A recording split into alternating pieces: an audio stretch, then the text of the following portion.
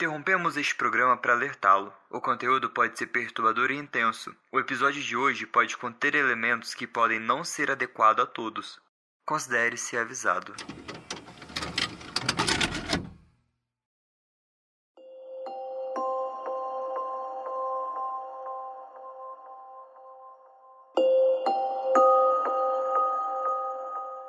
Eu quero contar a minha experiência no Turcomenistão, quando eu fui enviado para lá a trabalho.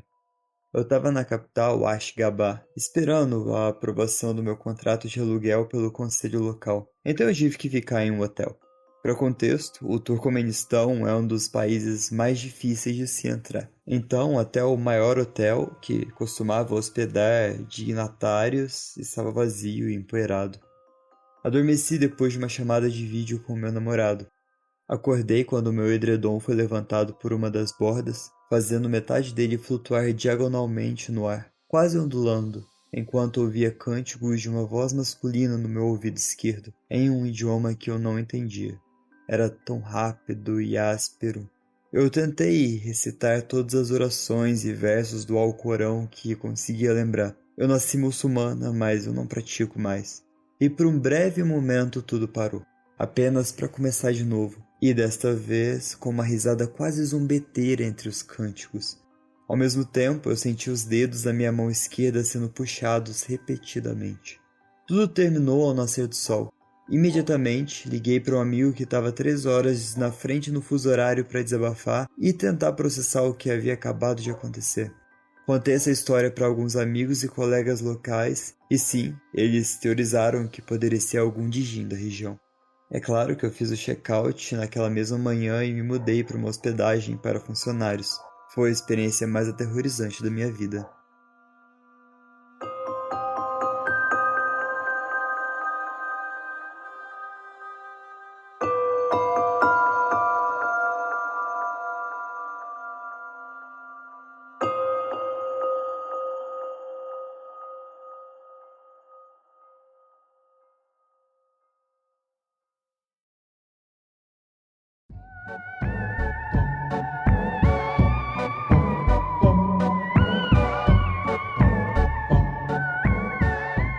Olá, ouvinte! Tá começando mais um episódio de Terror na Esquina. Eu sou o Fê e hoje eu tô aqui pra te contar histórias assustadoras em hotéis. Então, se você está em um hotel agora, eu sinto muito. Esse episódio tá sensacional. Começar com um djinn, assim. Porra, deu até saudade do episódio de djinns. Eu vou trazer aí uma segunda parte. Então eu desejo a vocês um ótimo episódio. Vamos para a próxima história.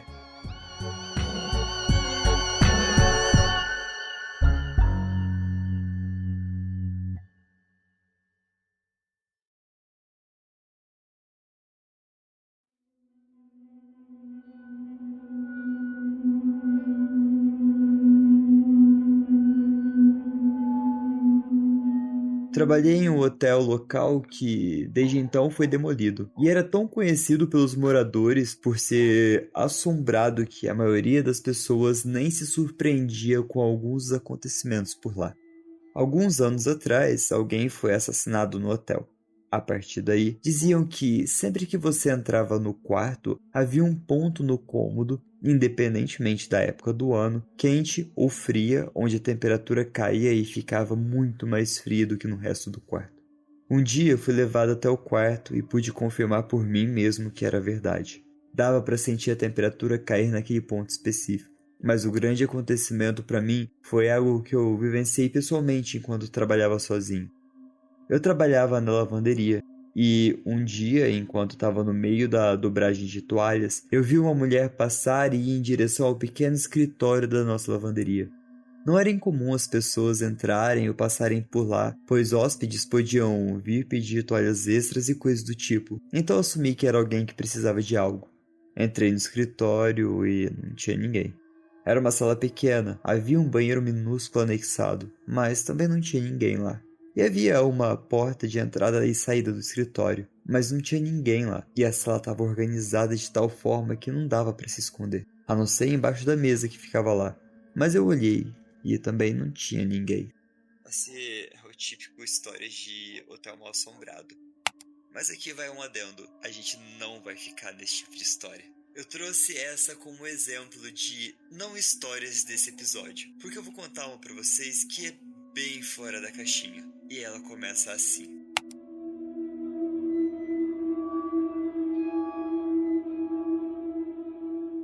Encontramos um hotel em Yangon, Myanmar, no dia em que chegamos por um preço bem barato. Eles mencionaram que as tarifas estavam baixas porque estavam fazendo manutenção em vários andares. Dormimos muito bem, acordamos e fomos para o café da manhã. No café, conhecemos alguns alemães que também haviam passado a noite no hotel. Eles disseram que não dormiram muito bem porque no meio da noite alguém os acordou para mudá-los de andar de onde eles estavam. Nós, os alemães, descobrimos mais tarde que eles foram transferidos porque estavam em um dos andares reservados para manutenção, e a parte da manutenção incluía aplicar gás nos quartos para matar insetos.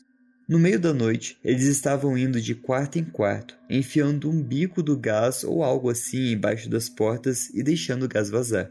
Acabaram matando 2 pessoas ao lado dos alemães, antes que percebessem que haviam, por engano, colocado hóspedes naquele andar.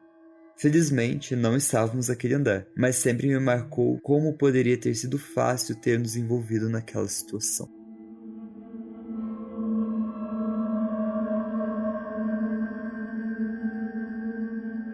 Isso aconteceu em fevereiro de 2010. Eu tenho uma amiga que compartilha o mesmo amor por histórias e o inexplicável. Ao longo dos anos, exploramos muitos lugares abandonados e misteriosos juntas. Aliás, ambas temos mais de 40 anos. Bom, para essa aventura decidimos ficar no St. James Hotel em Cimarron, no Novo México. Sabíamos que o St. James tinha uma história de fantasmas e estávamos empolgadas para passar algumas noites em um hotel assombrado. Não só seria incrível ver a história do lugar, mas também seria divertido ver se a gente ia conseguir pegar algo sobrenatural. Então, com isso em mente, eu liguei para o hotel para fazer as reservas. Perguntei também sobre os fantasmas e especialmente sobre o quarto número 18. A maioria das histórias de assombrações do St. James envolve esse quarto. A atendente disse que o quarto estava assombrado, mas não estava disponível para os hóspedes. Eles mantêm a porta trancada devido ao problema anterior. As histórias dizem que muitos hóspedes foram perturbados por algo no quarto, e então a administração decidiu que era melhor mantê-lo fechado. A atendente então me contou uma história que aconteceu uma semana antes. 2 mulheres estavam bebendo no bar lá embaixo, quando o bar fechou e perceberam que nenhuma delas estava em condições de dirigir. Então reservaram um quarto para a noite. Quando estavam se acomodando no quarto e começando a se divertir, uma delas olhou e viu um homem com um chapéu de cowboy, sentado na cadeira de balanço, assistindo elas. A mulher gritou e acendeu a luz, mas ninguém estava lá. As 2 mulheres se vestiram imediatamente e saíram no meio da noite. Isso aconteceu no quarto número 23. Eu reservei esse quarto para o nosso final de semana. Chegou o fim de semana, Amy e eu estávamos super animados para ficar em um hotel assombrado. Esperávamos ver o fantasma do cowboy, mas não íamos fazer nada para provocá-lo. Estávamos ambas casadas e preferíamos passar o nosso sex time com nossos respectivos maridos. A esperança era que ele aparecesse de qualquer forma. A falha na Matrix aconteceu na segunda noite que estávamos lá. Mas antes de contar, eu preciso explicar alguns detalhes. Basicamente, as únicas coisas elétricas no nosso quarto são as lâmpadas. Isso ajuda a manter o clima de Velho Oeste no lugar. Então não tem TV, relógio, secador de cabelo, cafeteira, coisa do tipo. Na nossa primeira noite lá, a gente jantou no bar e restaurante do hotel. A comida estava muito boa. Nenhuma de nós bebemos. O bar e o restaurante fechavam às 8 todas as noites. Depois de comer, andamos pela recepção e conversamos com a atendente que nos fez o check-in. Fizemos algumas perguntas a ela e ela nos contou que havia outro hóspede no hotel naquela noite. Além disso, ela sairia do serviço às 8 da noite, mas haveria um segurança de plantão das 8 até às 6 da manhã. Podíamos andar pelo hotel como quiséssemos, mas o bar e o restaurante ficaria fechado e trancado. As portas dos corredores entre os quartos e a recepção seriam fechadas, mas não trancadas. A porta principal do hotel ficava aberta a noite toda e poderíamos sair e entrar para fumar. O hotel não é para fumante e Amy e eu fumávamos. Então, para fumar, a gente desceria a escada, viraríamos à direita, abriríamos a porta do corredor, atravessaríamos a recepção e sairíamos pela porta da frente. A área dos quartos no andar de baixo é um longo corredor. Se não houver hóspedes em um quarto, a porta ficaria aberta. Tem uma corda de veludo na porta, meio que como um museu. O andar de cima é em formato de L, com a parte longa do L em cima dos corredores longos abaixo. A parte curta do L ficava sobre a recepção e o bar-restaurante. Todos os quartos do andar de cima ficariam fechados e trancados com ou sem hóspedes. Amy e eu ficamos super empolgadas. Imagina ficar o tempo todo sozinhas em um hotel assombrado. A gente ia poder explorar cada canto. Sabíamos que aquela era uma oportunidade única. Qual a chance da gente estar sozinha lá por uma noite toda? A gente sabia que isso era muita sorte e a gente não ia perder um minuto. A gente subiu correndo, fizemos nossos planos enquanto a gente subia. Entramos rapidamente no nosso quarto, ligamos o computador para ficar pronto para transferir as fotos e gravações. Pegamos as câmeras, gravadores e casacos. Olhei ao redor rapidamente e decidimos que tínhamos tudo. Quando saímos do quarto, resolvemos começar a noite indo lá fora fumar mais um cigarro. Isso também daria tempo para o bar e restaurante fechar os últimos clientes e os funcionários saírem.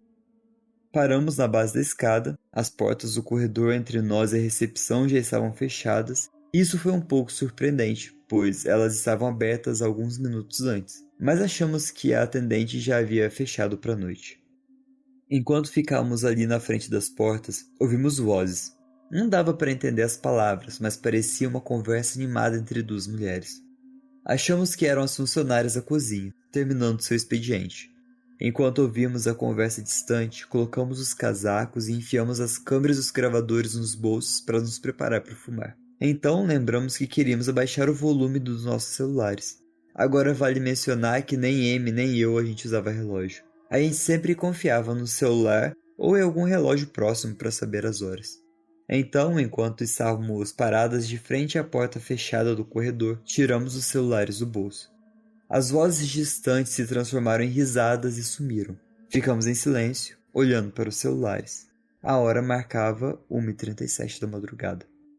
Naquele longo momento de silêncio, minha mente tentou achar uma explicação mais razoável, pelo menos para mim. Eu pensei que o celular tinha dado algum erro. Abri e fechei a tela algumas vezes. Ambos tínhamos celulares flip na época, mas o horário continuava teimosamente em 1h37. Vi que tinha perdido uma mensagem de boa noite do meu marido. O horário dessa mensagem era 21h12. Amy e eu nos olhamos e depois olhamos para o celular. O dela também dizia 1h37. Concordamos que o celular tinha dado algum erro e olhamos em volta, desconfortáveis. O clima estava diferente, mais pesado. Eu me forcei a pensar que estava exagerando e que precisava lembrar de como estava empolgada por termos o hotel inteiro pra gente. Empurramos as portas do corredor e atravessamos rapidamente a recepção, ainda pensativa sobre o que aconteceu com os celulares. O segurança estava sentado em uma cadeira lendo o jornal, e quando a gente passou, ele disse: "Estão começando tarde hoje, hein, meninas?" Ambas sorrimos, fraco, enquanto saímos pela porta da frente. Acendemos os cigarros e observamos os celulares. Marcava 1h38. Depois de uma rápida discussão, a gente decidiu que precisávamos saber que horas eram realmente. Então voltamos até a porta da frente e perguntamos ao segurança. Ele olhou o relógio e disse: "Ah, é 1h40", e voltou para o jornal. A gente ficou meio atordoada e apagamos o cigarro e voltamos para a recepção. Amy e eu olhamos para o relógio na parede. 1h43. Olhamos uma para a outra sem saber o que fazer. E voltamos a olhar o relógio. Continuava 1h43. Fizemos nosso caminho até a recepção, passamos pelas portas do corredor e subimos as escadas.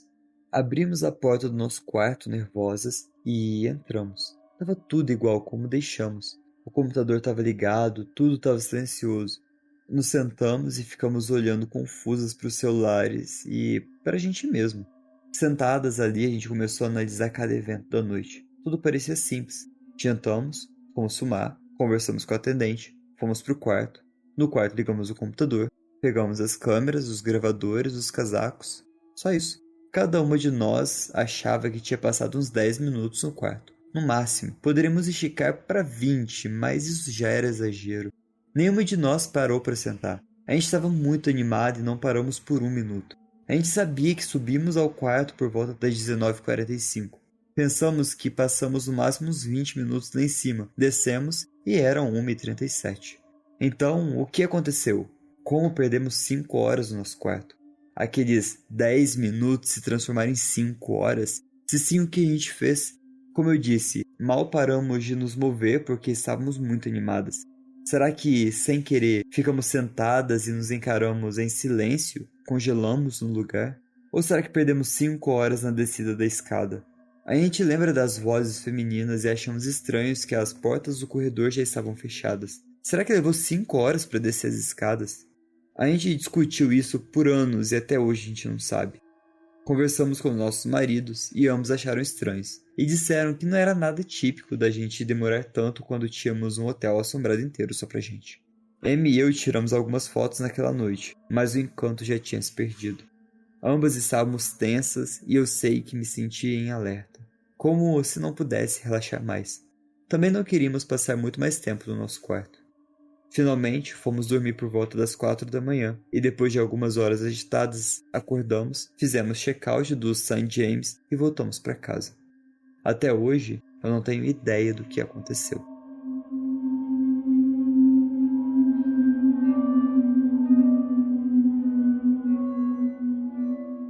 Eu estava viajando para fora do país logo após terminar um grande evento de trabalho de 5 dias, durante o qual eu dormi cerca de 10 horas no total.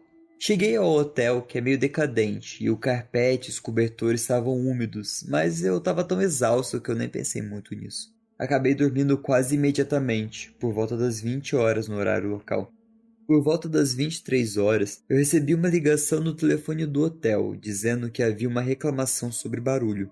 Eu disse que isso era impossível, porque eu estava dormindo. Eles me perguntaram se talvez fosse outra pessoa no quarto e eu disse que não, porque eu estava sozinho. Então definitivamente não havia mais ninguém fazendo barulho. Eles me perguntaram de novo se eu tinha certeza de que estava sozinho e não estava causando nenhum barulho. Eu disse que sim de novo e voltei a dormir imediatamente. Quando acordei e pensei mais sobre isso, eu percebi como toda a interação foi estranha. Não tinha absolutamente nenhum barulho que eu pudesse ouvir por perto. Eu não sei por que a equipe do hotel precisou confirmar tantas vezes que eu estava sozinho. Aparentemente, eles nunca me ligaram. Então, presumo que deve ter sido alguém ligando para diferentes quartos para ver quem estava nos quartos e quantas pessoas haviam. Nunca fiquei tão feliz por sempre usar a tranca adicional das portas.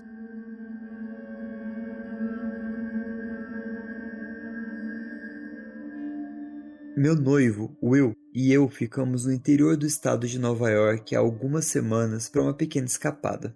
O hotel era bem decadente, mas o preço era bom e tinha quartos para fumantes. Uma noite voltamos do jantar por volta das 23 horas, quando Will decidiu que queria um refrigerante.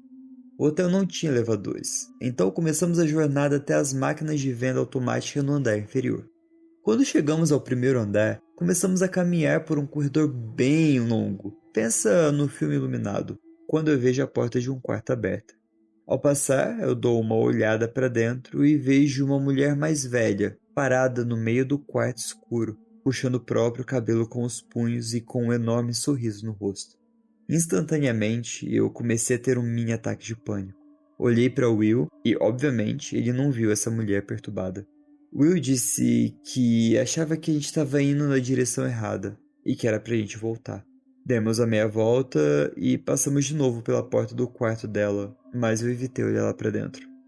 Continuamos andando por esse corredor insanamente longo, e quando a gente estava longe o suficiente, eu sussurrei: "Amor, tem algo estranho acontecendo em um desses quartos. Algo não tá certo." Ele para de andar para me perguntar sobre isso quando vemos uma placa indicando as máquinas de venda automática, e elas estão perto daquele maldito quarto. Viramos para voltar pelo corredor quando vemos um braço saindo da porta da mulher, se movendo devagar. Não estava exatamente acenando um oi, apenas balançando para frente e para trás de forma bem lenta. Então a porta dela bate, com força, e ouvimos todas as trancas sendo fechadas. Eu começo a surtar e digo que não quero voltar lá, mas Will argumenta que o quarto dela fica ao lado do saguão e tem uma atendente lá. Então, se alguma coisa acontecesse, a gente poderia correr até a recepção. Passamos de novo pelo quarto e chegamos às máquinas de venda automática, numa espécie de sala pequena logo ao lado do saguão. Começamos a colocar moedas na máquina e, claro, eu só tinha alguns centavos, então estava levando uma eternidade. De repente, sinto aquela sensação de que alguém estava me encarando. Eu virei para a porta e a mulher estava lá, com aquele enorme sorriso no rosto, apenas nos observando. O que realmente me assustou foi que eu tive que passar por 3 portas pesadas para chegar ali, o que significa que ela entrou de propósito e silenciosamente. Will e eu congelamos e olhamos fixamente para frente, fingindo que a gente não tinha visto ela. Eu parei de colocar as moedas na máquina e fiquei completamente imóvel. Então, ela começou a rir, uma risada aguda como de uma garotinha. Pelo canto do olho eu vi que ela colocou a mão sobre a boca como uma estudante envergonhada. Começou a chorar de forma silenciosa. Eu fiquei paralisada, só ouvindo aquela velha insana rindo como uma criança de 5 anos enquanto me encarava. Então ela simplesmente se virou e foi embora. Will pegou o refrigerante e saímos correndo dali. Disparamos pelo corredor longo, subimos 4 lances de escada e entramos no nosso quarto. Olhamos para trás o tempo todo. Empurrei uma cadeira contra a porta e não consegui dormir a noite inteira. Eu não vi a mulher na manhã seguinte. Então, mulher perturbadora no hotel em Nova York, por favor, não vamos nos encontrar nunca mais.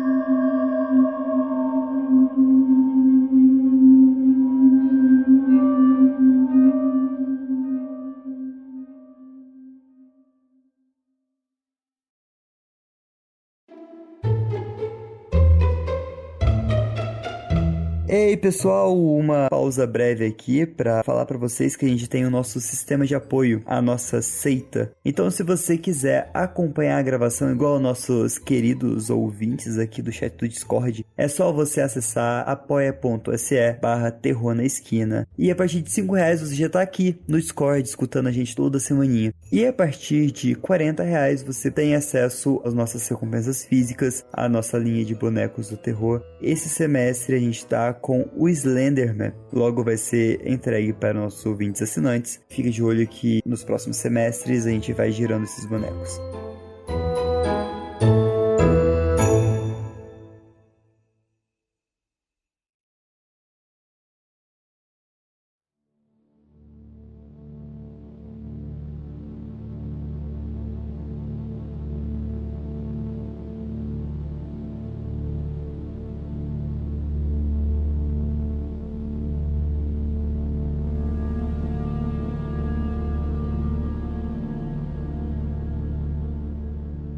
Na última segunda-feira, meus colegas de trabalho e eu voltamos para o hotel após um dia de trabalho no campo.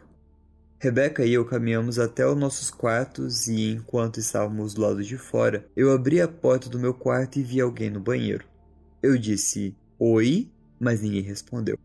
Meu primeiro instinto foi pensar que era uma camareira lá por algum motivo. E então eu vi minha bolsa e minhas roupas nas mãos dela.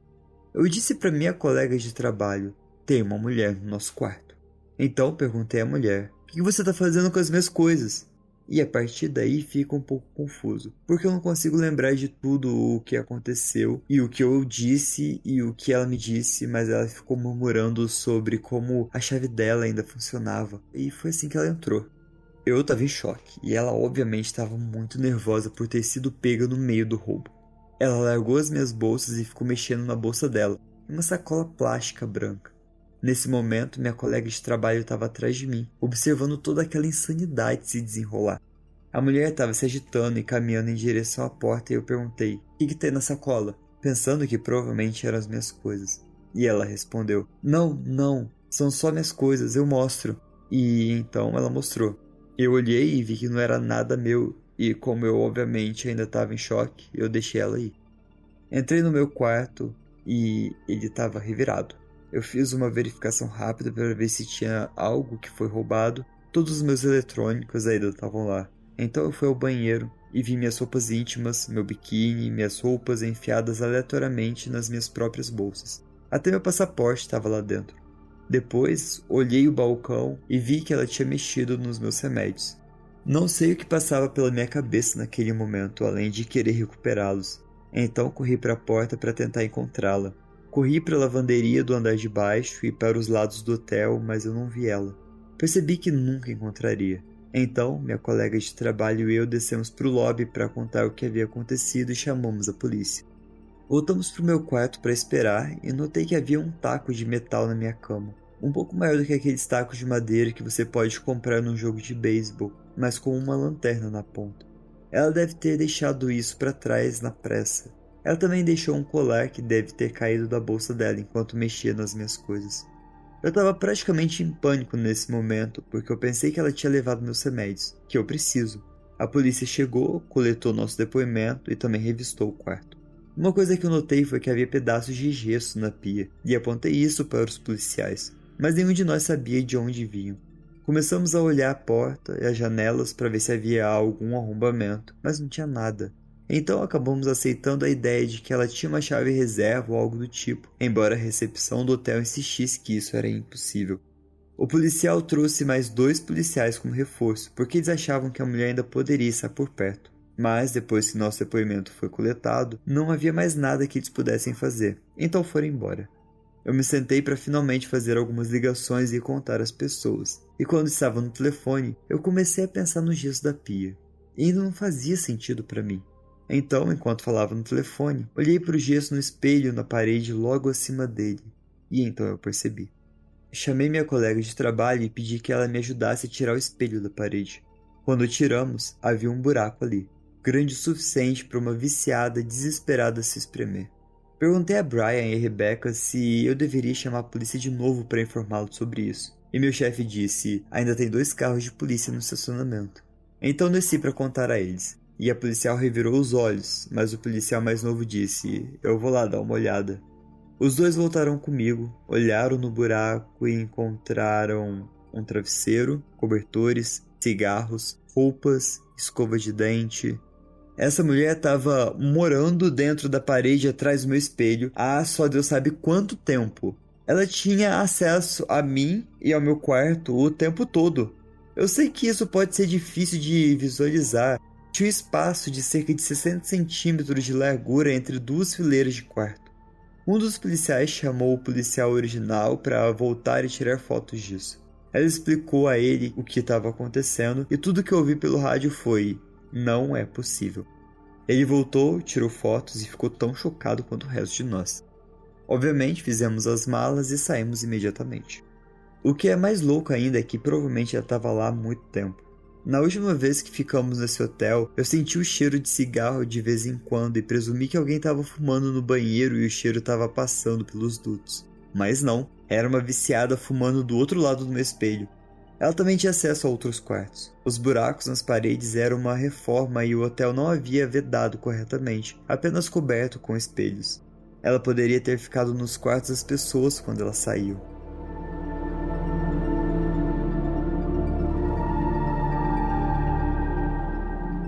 À noite de 27 de fevereiro de 2017, nas primeiras horas da manhã, eu estava hospedado no Best Western em Big Bear.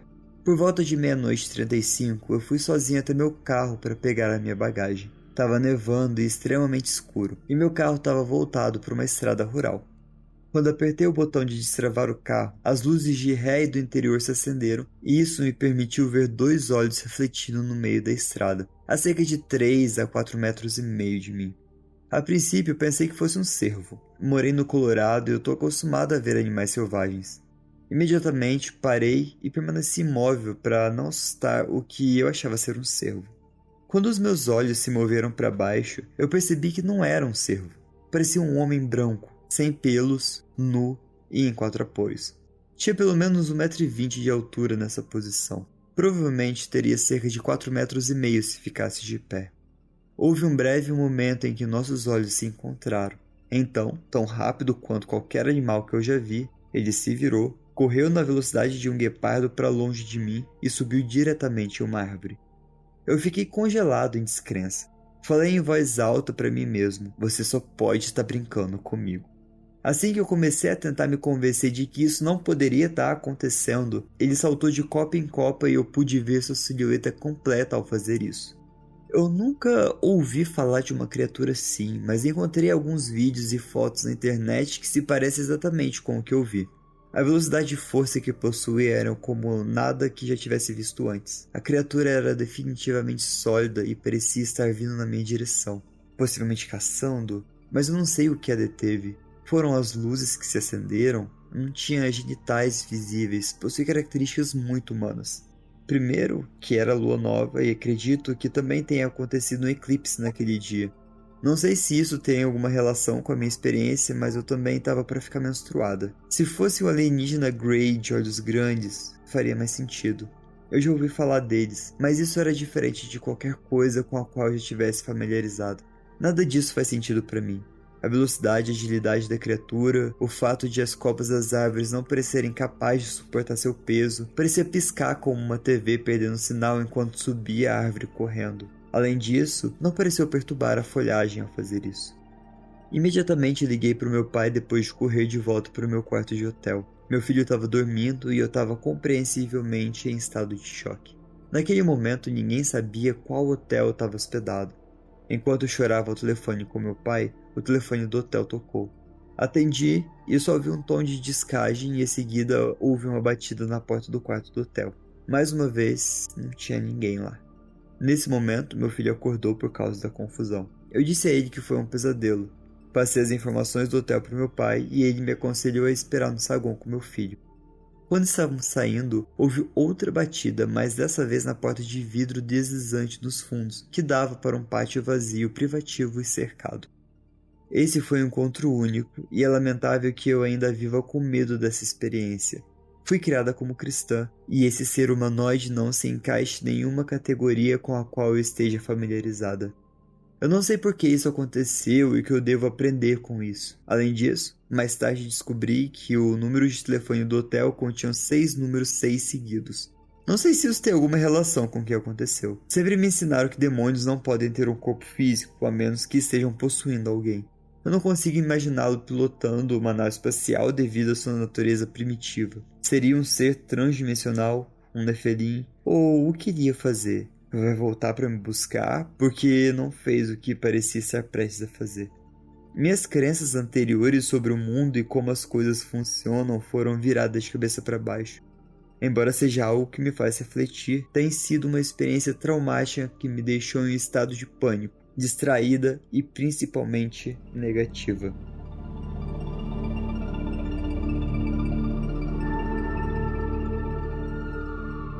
Era Atlanta, por volta de 2005. Minha melhor amiga estava na cidade e conseguiu um quarto de hotel legal perto dos bares, usando os pontos dela, antes do Uber e do Lyft, obviamente. Voltamos para o hotel tarde, mas antes da meia-noite. A gente estava bêbada, mas não completamente bêbada. Nos preparamos para dormir, colocamos nossos pijamas e fomos direto para a cama, que era de casal. Ela tinha colocado só uma ocupante na reserva por engano e nem nos preocupamos em atualizar isso no check-in. Várias horas depois, acordei com a visão embaçada e vi um homem alto nos observando. No meu estado, calmamente perguntei: "O que você está fazendo aqui?" Minha amiga acordou com o som da minha voz e perguntou o que estava acontecendo. Ele parecia congelado, com uma presa na frente dos faróis do carro. Ele disse que era a segurança do hotel, que houve uma denúncia de distúrbio e que ele estava ali para pedir que a gente se calasse. Confusas, dissemos que estávamos dormindo há horas e ele nos disse que estava tudo bem e que a gente tivesse uma boa noite. Ele saiu pela porta e voltamos a dormir imediatamente. Porra, como assim? Como assim? Na manhã seguinte, descemos para conversar com a gerência porque, enquanto conversávamos, percebemos que algo muito estranho tinha acontecido. A gerência conversou com a minha amiga e então chamou uma pessoa mais sênior para falar com ela. Eu estava no telefone observando de longe.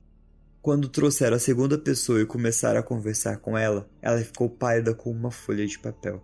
Eles não tinham equipe de segurança local e ninguém havia chamado sobre distúrbios na noite anterior.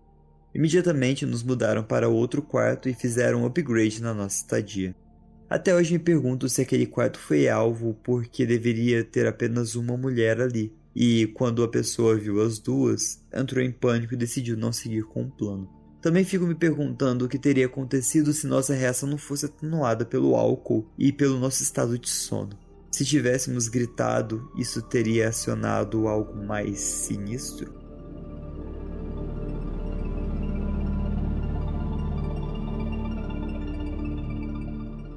Isso aconteceu há alguns anos, mas meu marido e eu ainda falamos sobre isso. Se ele não tivesse estado lá, eu teria jurado que foi só um sonho. Meu marido e eu estávamos andando em uma tarde linda de sábado. Decidimos parar para tomar uma bebida no Hotel Louis e aproveitar a vista para o mar. Chegamos ao hotel e não notamos nada de estranho até a gente entrar. Quando a gente entrou, o hotel estava completamente vazio. Não tinha ninguém lá. Ninguém atrás dos balcões, ninguém na recepção, nem uma alma. Mas tinha uma vibração estranha, como se as pessoas tivessem acabado de sair. Por exemplo, havia papéis nos balcões, copos nas mesas. Caminhamos pelo hotel, passamos pelo restaurante, fomos até a área da piscina. Nada! Voltamos para dentro pela recepção e ficamos lá por uns 5 a 10 minutos sem ver ninguém. Saímos depois porque a sensação estava bem estranha. Quando voltamos para a rua, tudo estava normal. Pessoas passando, trânsito, coisa do tipo. Eu não faço ideia do que causou a ausência das pessoas. Foi como o show do Truman, quando você sai do script e os atores não estão prontos. Eu adoraria saber o que vocês acham que aconteceu. Algumas observações. Estávamos completamente sóbrios. Não chegamos a tomar nenhuma bebida. Talvez as pessoas tivessem sido evacuadas, mas o mais provável seria que algumas delas estivessem na rua, em frente ao hotel.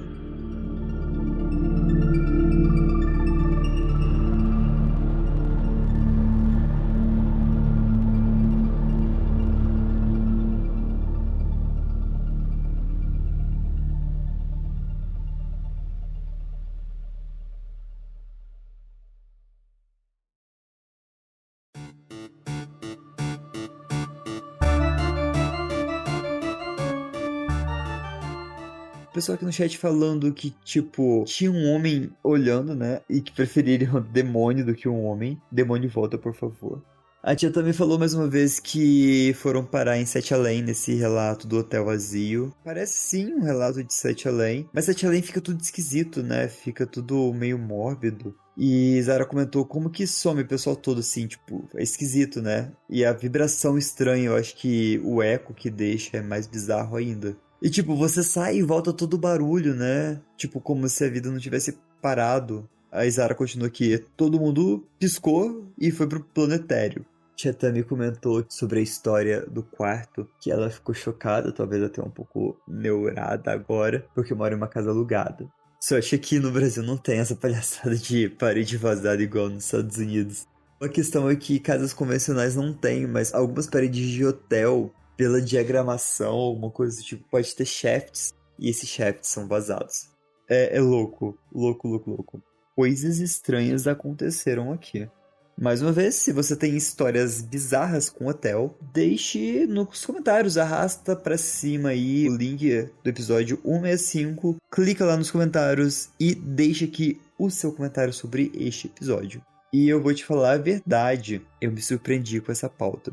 Porque eu tava achando que eu ia ler pra vocês só histórias de fantasma de hotel. Sério. Ai, a sombra no canto de olho, vi o vulto de canto de olho, na hora que eu olhei não tinha ninguém lá, só tem uma porta, não tem como ninguém entrar mais, e pipipipopó. Só isso, nada mais acontece.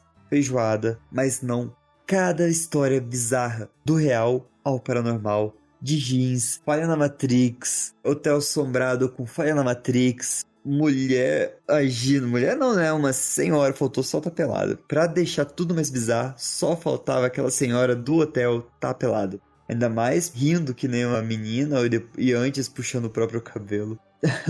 Até um ser humanoide de 4 metros de altura teve nesse episódio. Eu acho que dá até uma camiseta fantasma de hotel. Dá pra pensar em uma coisa legal. Uma sátira com isso. Se alguém tiver alguma ideia, manda aí pra gente. Ó, sensacional. Então é isso, pessoal. Muito obrigado pra quem ficou até aqui. Cuidado nas esquinas. E tchau!